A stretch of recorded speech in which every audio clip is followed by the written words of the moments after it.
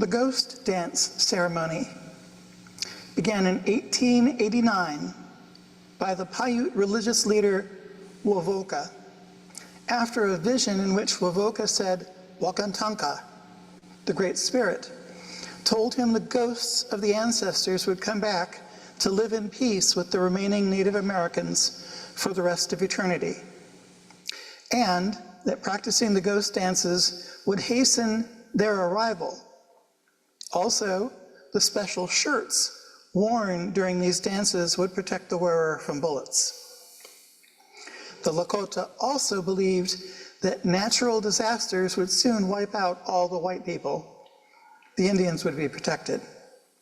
This movement quickly spread to most Western reservations. The governor of South Dakota sent 100 rifles and 5,000 cartridges to the local militia, who killed over a dozen indigenous people to suppress this religion, including Sitting Bull. This raised tensions to a point that resulted in the Wounded Knee Massacre on the Pine Ridge Reservation. While disarming the Lakota, one Indian's rifle accidentally went off. The militia began firing on the mostly disarmed crowd, killing 250 people, wounding 4 men and 47 women and children, some of whom later died. According to historian Jeffrey Ostler, Wounded Knee was not made up of a series of discrete, unconnected events. Instead, from the disarming to the burial of the dead, it consisted of a series of acts held together by an underlying logic of racist domination. Joseph and Michael Hofer were brothers, Hutterites from South Dakota, an Anabaptist group that lives communally. They were among 4 conscientious objectors from their colony who were court-martialed and sentenced to 20 years in prison for refusing to be drafted during World War I. After first being sent to Fort Alcatraz for refusal to comply with military orders and discipline, the Hofers were transferred to Fort Leavenworth, where they both died of mistreatment within 2 weeks of arrival. Their bodies were returned to their families in the military uniforms they had refused to put on. These murders directly resulted in the decision by Hutterites to emigrate en masse to Canada, starting in 1918, to gain religious freedom. No civilian or military court protected the Sioux or the Hutterites, or tried any of their killers. Now turning to our next significant Supreme Court case, Pierce v. Society of Sisters, 1925. In 1922, the Oregon legislature passed the Compulsory Education Act with the stated purpose of ensuring all children receive a standardized education, requiring every child between the ages of 8 and 16 attend public school. However, due to a growing presence of immigrants, many of whom were Roman Catholic, the law was actually lobbied for by the KKK with the intention of closing all Catholic schools in Oregon. Hill Military Academy joined the Society of Sisters of the Holy Names of Jesus and Mary, which operated private schools for Catholic children, in going to court. In 1925, the US Supreme Court ruled unanimously that the Oregon law violated the due process rights under the 14th Amendment protecting individual liberties. The court held that parents have the liberty to direct the education of their children, and private schools have the liberty to exist. Note that in this case, the Supreme Court did not address the First Amendment's freedom of religion or separation of church and state, but the 14th Amendment, which says, in part, no state shall make or enforce any law which shall abridge the privileges or immunities of citizens of the United States, nor shall any state deprive any person of life, liberty, or property without due process of law, nor deny to any person within its jurisdiction the equal protection of the laws. Let's consider a Georgia city ordinance. It said, the practice of distributing, either by hand or otherwise, circulars, handbooks, advertising, or literature of any kind, whether said articles are being delivered free, or whether same are being sold, within the limits of the city of Griffin, without first obtaining written permission from the city manager of the city of Griffin, such practice shall be deemed a nuisance and punishable as an offense against the city of Griffin. Alma Lovell had been distributing Jehovah's Witnesses literature without the city's permission. Once arrested, she did not deny violating the ordinance, but argued that the ordinance was unconstitutional. She was convicted by the city. The county denied her appeal. The State Court of Appeals upheld her conviction, and the state Supreme Court declined to accept her appeal. Writing in 1938 for the U.S. Supreme Court, Chief Justice Charles Evans Hughes ruled that First Amendment's guarantee of freedom of the press applied not only to newspapers and magazines, but also to leaflets and pamphlets. And since the 14th Amendment guaranteed federal constitutional protections of civil rights and civil liberties were applied to the states as well, the Griffin, Georgia City Ordinance was unconstitutional. Later, in 1938, the court also heard the case of the United States v. Caroline Products Company. The case involved the constitutionality of the 1923 Filled Milk Act. Does anybody here know what filled milk is? You still see it occasionally in some stores. It's in the cheaper section in places like Dollar Tree. The Filled Milk Act prohibited the interstate shipment of skimmed milk mixed with fats or oils other than milk fat. Yes. This was a case about replacing the saturated fat in milk with coconut oil. Justice Harlan Fiske Stone wrote for the court that it would apply a higher level of scrutiny to laws that appear to inhibit the political process to make it more difficult to repeal an undesirable law, and that appears to violate a provision of the U.S. Constitution. However, the court upheld the right of the federal government to ban filled milk from interstate commerce and said that economic regulations would be regarded as presumptively constitutional and be reviewed only on whether they simply had a rational basis for existing. By this decision, it overruled both the U.S. District Court and the Fourth Circuit Court of Appeals, which had both granted motions to dismiss the case on the ground that the law was unconstitutional, violating the Commerce and Due Process Clauses. Who can tell me what this has to do with religious liberty? Does anyone serve communion with filled milk? Most significant for us is the now famous footnote 4 of the opinion, the most famous footnote to a decision in U.S. constitutional history. Justice Stone wrote, "Prejudice against discrete and insular minorities may be a special condition which tends seriously to curtail the operation of those political processes ordinarily to be relied upon to protect minorities, and which may call for a correspondingly more searching judicial inquiry."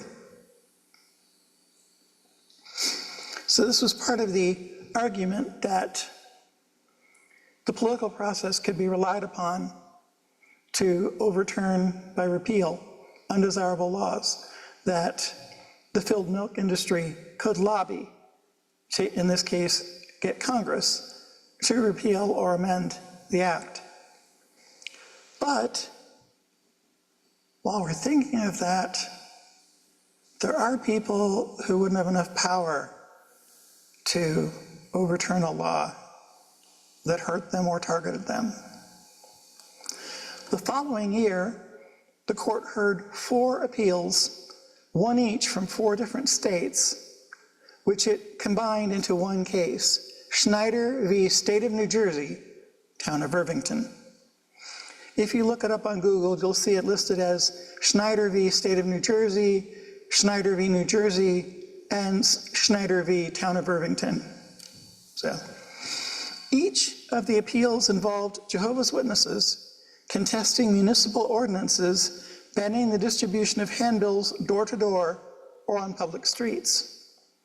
The court ruled that the purpose of the ordinances in keeping streets clean and free of litter was insufficient to justify violating First Amendment rights to free speech and free press protected by the 14th Amendment against state infringement. As for the door-to-door part, that was completely voided as totally unjustifiable. That had nothing to do with the supposed purpose of keeping the streets free of litter. Newton Cantwell and his sons, all Jehovah's Witnesses, were arrested in Connecticut after playing a phonograph record critical of Catholicism in a Catholic neighborhood, leading to charges of soliciting without a license and inciting a breach of the peace, essentially inciting a riot. They were basically challenging Catholics to a fight or an attack. In Cantwell v. Connecticut, 1940, for the first time, the US Supreme Court ruled specifically that the protections of individuals by the 14th Amendment against restrictions by states incorporates the free exercise of religion. Let me say that again. In Cantwell v. Connecticut, 1940, for the first time, the US Supreme Court ruled specifically that the protections of individuals by the 14th Amendment against restrictions by states incorporates the free exercise of religion. Justice Owen Roberts, writing a unanimous decision, emphasized the importance of freedom of conscience and the right to choose one's religion, stated that the government cannot determine religious truth or restrict the peaceful expression of religious beliefs, and recognized that while the government can regulate speech that incites violence or poses a clear and present danger, it cannot do so based on the content of the speech, even if that content is offensive. Now we approach wartime, when the Supreme Court is traditionally skittish and deferential, as well as easily influenced by patriotic public opinion, like when it ruled in World War I that the draft was not a violation of the 13th Amendment's prohibition of slavery and involuntary servitude. In 1935, Billy Gobitis was 10 years old. He and his sister Lillian attended the Minersville School District. The Gobitis family were Jehovah's Witnesses. The school demanded Billy and Lillian salute the flag and say the Pledge of Allegiance every morning. Based on their religious beliefs that would be idolatry, putting country above God, they refused. They were expelled. The family was then physically attacked and their grocery store boycotted, making it extremely difficult for them to afford private school for 2 children. Their father sued the school district on the grounds that it had violated his children's religious rights. Justice Felix Frankfurter, yes, Felix Frankfurter, wrote for the court in 1940 on behalf of 8 justices, "The Pledge of Allegiance helps to evoke that unifying element without which there can be ultimately no liberties, civil or religious. Exempting the Gobitis children makes others less loyal to the country. National unity is the basis of national security. Thus, the court upheld the expulsions. Horrified, the sole dissenter, Justice Harlan Stone, responded that the expulsions violated the Gobitis children's rights to freedom of speech and free exercise of religion. He wrote that the state seeks to coerce these children to express a sentiment which violates their deepest religious convictions. The very essence of liberty is the freedom of the individual from compulsion as to what he shall think and what he shall say, at least where the compulsion is to bear false witness to his religion.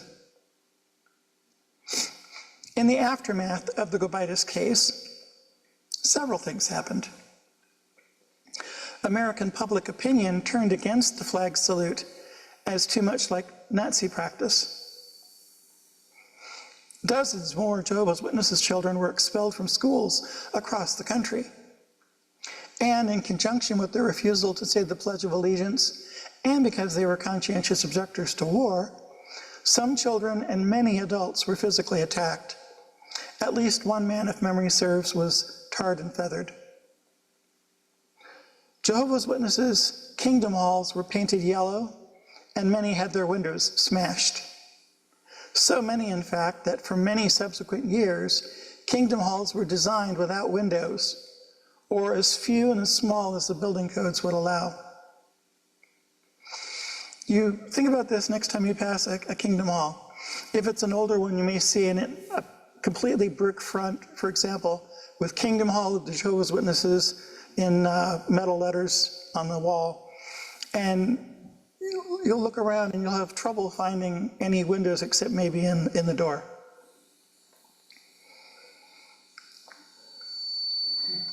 Three years later, in 1943, Thelma Martin was arrested in Struthers, Ohio, for distributing handbells of religious nature in violation of a city ordinance. Can't this be put to rest? When the Supreme Court makes a decision, why do people keep either violating it directly or seeing if they can sneak around it? A Jehovah's Witness, she appealed, and Justice Hugo Black ruled for the court yet again, but this time in an only 5-4 ruling, that such an ordinance violated her First Amendment rights to free speech and press as incorporated by the 14th. Okay, let's back up 1 year to 1942. In 1942, the West Virginia State Board of Education passed a regulation requiring all students in the state to salute the flag and recite the Pledge of Allegiance. Refusal to comply was insubordination, for which the penalty was expulsion. Expelled students were then deemed juvenile delinquents, and consequently, their parents would be subjected to a fine that today would be over $1,000 and a jail term up to 30 days. Of course, that's for each infraction. Marie and Kathy Barnett attended school near Charleston, where their father told them not to salute the flag or say the pledge, being good Jehovah's Witnesses. They were expelled. Their parents sent them to school each day, and the school sent them back home again each day. They sued in U.S. District Court, which enjoined the state from enforcing the regulation, agreeing with the Barnetts that it was a violation of the Equal Protection Clause of the 14th Amendment and of their First Amendment rights to freedom of speech and religion. Relying on the Gobitis decision, the Board of Education appealed directly to the Supreme Court.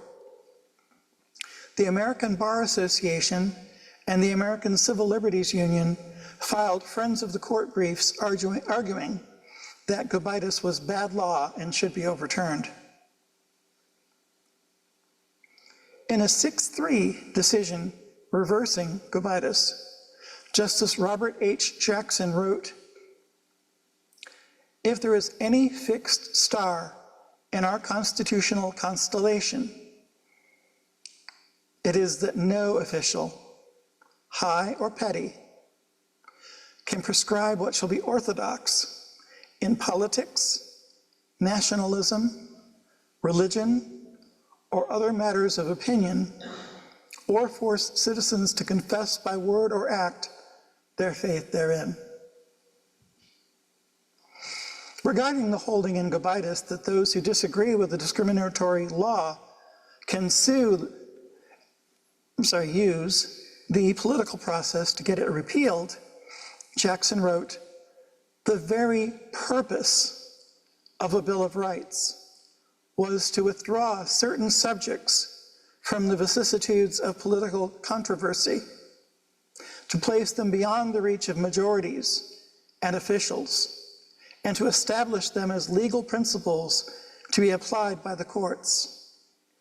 One's right to life, liberty, and property, to free speech, a free press, freedom of worship and assembly, and other fundamental rights may not be submitted to vote. They depend on the outcome of no election." Justices Hugo Black and William O. Douglas submitted a concurring opinion to explain why they had changed their minds since siding with the majority in Gobitis only 3 years earlier.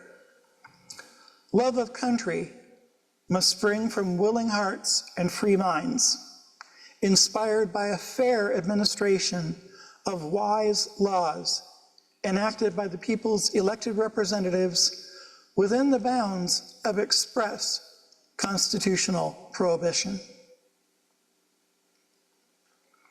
Justice Felix Frankfurter, author of the Gobitis decision, snapped back in his dissent, defending his holding that overturning laws must be subject to the political process.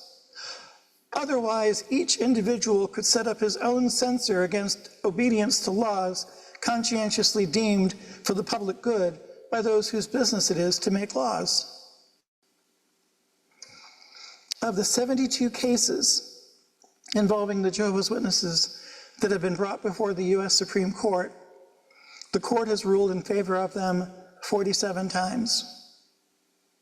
Former Justice Harlan Stone once joked, "The Jehovah's Witnesses ought to have an endowment in view of the aid which they give in solving the legal problems of civil liberties." According to author Irving Dilliard, like it or not, Jehovah's Witnesses have done more to help preserve our freedoms than any other religious group.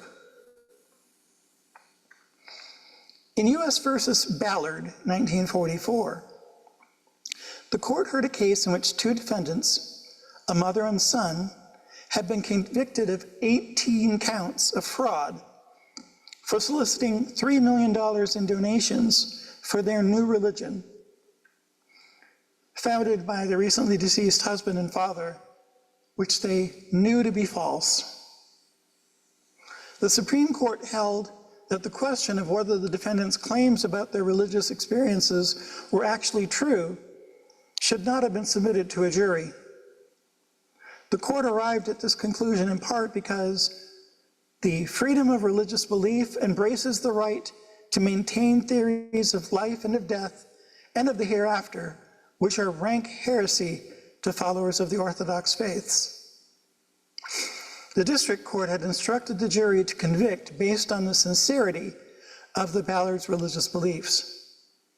When the Ninth Circuit Court of Appeals ruled that instruction to be an error and granted a new trial, the government appealed to the Supreme Court.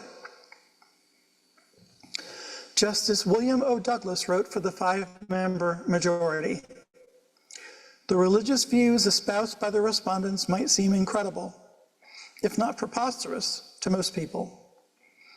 But if those doctrines are subject to trial before a jury charged with finding their truth or falsity, then the same can be done with the religious beliefs of any sect. When the triers of fact undertake that task, they enter a forbidden domain. The First Amendment does not select any one group or any one type of religion for preferred treatment. It puts them all in that position.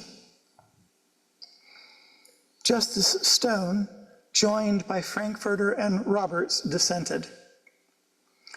I am not prepared to say that the constitutional guarantee of freedom of religion affords immunity from criminal prosecution for the fraudulent procurement of money by false statements as to one's religious experience, more than it renders polygamy or libel immune from criminal prosecution.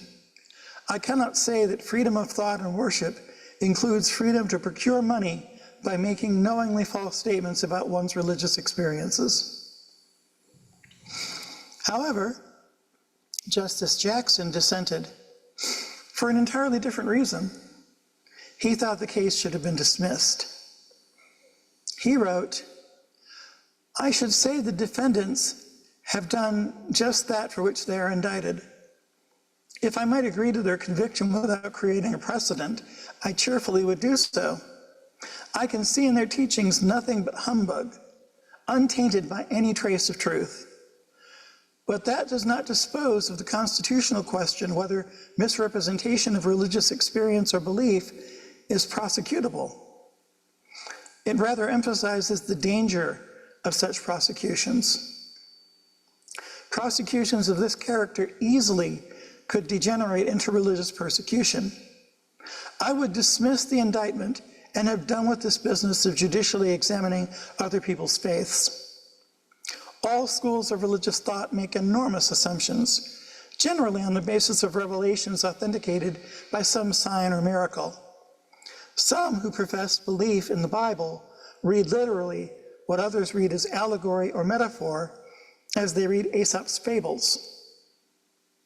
If we try religious sincerity severed from religious verity, we isolate the dispute from the very considerations which, in common experience, provide its most reliable answer. William James, who wrote on these matters as a scientist, reminds us that it is not theology and ceremonies which keep religion going. Its vitality is in the religious experiences of many people. James said, if you ask what these experiences are, they are conversations with the unseen, voices and visions, responses to prayer, changes of heart, deliverances from fear, inflowings of help, assurances of support, whenever certain persons set their own internal attitude in certain appropriate ways. The justice continued then, if religious liberty includes, as it must, the right to communicate such experiences to others, it seems to me an impossible task for juries to separate fancied ones from real ones, dreams from happenings, and hallucinations from true clairvoyance. Such experiences, like some tones and colors, have existed for one, but none at all for another. They cannot be verified to the minds of those whose field of consciousness does not include religious insight. When one comes to trial which turns on any aspect of religious belief or representation, unbelievers among his judges are likely not to understand and are also almost certain not to believe him. Upon remand to the Ninth Circuit, the Ballards were reconvicted, appealed again on different grounds, and the Supreme Court on appeal vacated their indictment and conviction. Here we go again with another city ordinance. The city of Pawtucket, Rhode Island had an ordinance which reads as follows, Section 11. No person shall address any political or religious meeting in any public park. But this section shall not be construed to prohibit any political or religious club or society from visiting any public park in a body, provided that no public address shall be made under the auspices of such club or society in such park. Catholics held Mass in Slater Park. Protestants held services there. But when Jehovah's Witnesses invited their minister to preach at their service in the park, a few minutes after he began, he was arrested for violating the ordinance and fined $5. The state's case rested on Davis v. Massachusetts, 1897, in which the Supreme Court had upheld the conviction of a man for speaking in Boston Common in violation of a city ordinance. The court set aside that argument, citing its 1951 decision in Nemotko v. Maryland, when the court overturned an ordinance that allowed religious groups to use a city park in Havre de Grace, but local officials discriminated against Jehovah's Witnesses when they tried to use it. Consequently, Justice Douglas wrote for a 6-member majority in Fowler v. Rhode Island, 1953. It is no business of courts to say that what is a religious practice or activity for one group is not religion under the protection of the First Amendment, nor is it in the competence of courts under our constitutional scheme to approve, disapprove, classify, regulate, or in any manner control sermons delivered at religious meetings. Excuse me. Sermons are as much a part of a religious service as prayers. They cover a wide range and have as great a diversity as the Bible or other holy book from which they commonly take their texts. To call the words which one minister speaks to his congregation a sermon, immune from regulation, and the words of another minister an address, subject to regulation, is merely an indirect way of preferring one religion over another. That would be precisely the effect here if we affirm the conviction in the face of the concession made during oral argument. Finally, in the early 1960s, the governor of Maryland appointed Roy Turcaso as a notary public. The state constitution mandated that for a person to hold any office of profit or trust in the state, they must make a declaration of belief in the existence of God. An atheist, Turcaso refused, and his appointment was withdrawn from him. He filed suit in state circuit court, which denied his claim of unconstitutionality. The state appeals court then ruled, the petitioner is not compelled to believe or disbelieve under threat of punishment or other compulsion. True, unless he makes the declaration of belief, he cannot hold public office in Maryland, but he is not compelled to hold office. He appealed to the U.S. Supreme Court, which heard his case in April 1961. Keep in mind that 8 states have religious qualifications for public office in their constitutions. Writing for a unanimous court, Justice Hugo Black. There is and can be no dispute about the purpose or effect of the Maryland Declaration of Rights requirement before us. It sets up a religious test, which was designed to, and if valid, does bar every person who refuses to declare a belief in God from holding a public office of profit or trust in Maryland.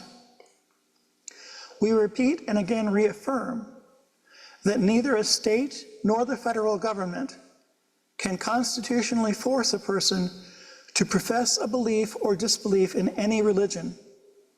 Neither can constitutionally pass laws or impose requirements which aid all religions as against non-believers, and neither can aid those religions based on a belief in the existence of God as against those religions founded on different beliefs. Turning his attention to the Maryland Court of Appeals, Justice Black pointedly wrote, "The fact, however, that a person is not compelled to hold public office cannot possibly be used as an excuse for barring him from office by state-imposed criteria forbidden by the Constitution." Next time, we'll start with the Sherbert case, deciding whether someone can be refused unemployment benefits if they're fired for refusing to work on their Sabbath. So now we're into the 60s, when the second revolution of the Supreme Court regarding religious liberty begins under the Warren Court. Any questions before we wrap up then? Yeah, one. Yes. On the, on the flag there, I pledge allegiance to the flag of the Yes. United States of America and to the republic for which it stands, one nation, under God, indivisible, with liberty and justice for all. Now, the under God part, if I understand that right, that came in later, but was that before 1940 or after 1954. 1954? Yes. Was it put in there? By Congress as an anti-communist propaganda tool. Okay. And That's also when they added "In God We Trust" to today, currency. they'll witness today in school and do the Pledge of Allegiance. Can they still opt out? Yes. They can't. And any school, because it happens occasionally, any school, any principal, administrator who doesn't know about that loses in court. And their school district ends up losing money, having to pay for lawyers over something that's been settled law since 1943. Anyone else? Or any more questions, everyone? Yes. We need to go. That clock is still wrong? No, the clock is not wrong. Well, then I have 22 minutes. Yeah, 2 o'clock. Where does it come? It's coming to Main and Pine at 2 o'clock. What's that? Do you have your stuff with you? Yeah, right there. I was getting nervous for you. Yeah. Okay, then I do have a question. Okay, go ahead. I didn't want you to be late. I thought it was all fascinating. The only thing, this is a stupid question. I didn't understand the milk thing. The what? The milk of the, Oh, okay. what was this? Why wouldn't they drink regular milk? I didn't understand it. All right. It's similar to the margarine cases in which states passed laws that required, first, they required food coloring to be in a separate packet when you bought margarine. So it looked like what it actually was, artificial lard. It was pure white. And people were used to yellow or orange butter. So when the margarine manufacturers started adding beta carotene or other food coloring to make it look like butter, the dairy industry lobbied states, legislatures, to ban that. So then the margarine manufacturers included a little packet or capsule of color that when you opened the package at home, you broke that open and you had to knead it into the margarine. That's because the dairy industry wanted people to keep buying butter.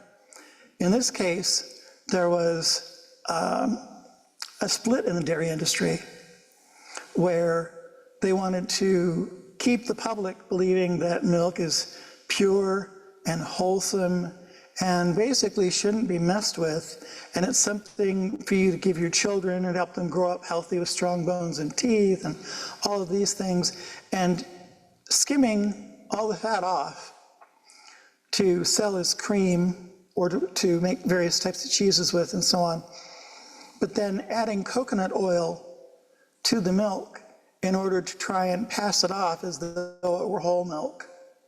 Even though it says filled milk right on the container, it's just like today where the dairy industry is attacking soy milk and oat milk and so forth because they said, it's not milk. So I couldn't understand, but there's that piece wasn't attached to it religiously. but the footnote was.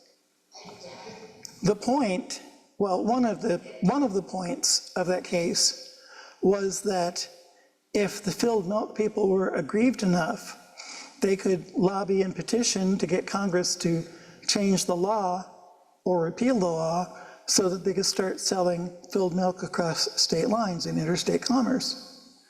But the justice noted, this won't work for small, discrete minorities with no political power, because they wouldn't be able to have enough power to get laws changed in their favor if they were harmed by something. And so the court is going to start looking more carefully when this sort of situation happens with discrete and insular minorities traditionally oppressed. And then not soon after, Jehovah's Witnesses and others started showing up without political power because they don't vote and they're downtrodden. Was there a minority that couldn't drink that particular milk? No, it was that the entire filled milk industry was being destroyed by the federal law. I was just trying to understand if there was a religious thing attached to it. The religious thing attached to it is footnote 4. In law school, we actually laughed about this. The Caroline Products, footnote 4, the biggest jump in favor of protecting civil liberties and civil rights by the Supreme Court in our history, is a footnote in a filled milk case. So I don't blame you for having trouble making a connection. I just couldn't understand, like, was there some religious group that couldn't drink milk? No, no. It wasn't. No, it had nothing to do with it. All it was that the court ruled that anytime you're fighting a law, if the law is not unconstitutional, which most economic regulations are going to be presumed to be constitutional, which helps keep the New Deal politicians off the court's back, then they can appeal to the political process to get the law changed. And in the footnote, he said, but this wouldn't be true of weak minorities that don't have the political power to protect themselves. So the court should take special care whenever a law that could be presumed constitutional affects a persecuted minority, to be sure to protect them against the political majority. So that was the point of footnote 4. It just happened to be in a filled milk case, but it's a footnote. It's not a dumb question at all. I mean, that was the most confusing case presented probably in the 20th century in religious liberty because of how it was in the middle of a filled milk case. Thank you, Linda. That was really You're welcome. enjoyed it. All right, thank you.